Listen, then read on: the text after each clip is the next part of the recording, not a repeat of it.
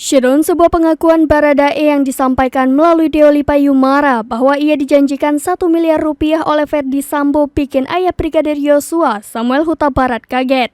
Hal tersebut diungkapkan oleh ayah Brigadir J pada Jumat 12 Agustus 2022. Samuel Huta Barat baru mengetahui kabar ini setelah melihat tayangan di televisi pengakuan Baradae yang disampaikan Deoli Pa. Dengan adanya pengakuan tersebut, Samuel mengatakan perlu diusut lebih lanjut. Karena dalam keterangan Deoli Pa, saat menjanjikan sejumlah uang tersebut Ferdy Sambo bersama dengan istrinya.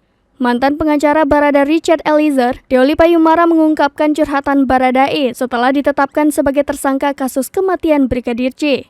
Deoli Payumara menyebut jika Baradae sempat bercerita tentang iming-iming uang 1 miliar rupiah dari Ferdy Sambo dan Putri Chandrawati. Deoli Pa juga menjelaskan jika uang tersebut belum diterima Baradae. Ferdy Sambo dan Putri Chandrawati akan memberikan uang tersebut jika kondisi sudah aman.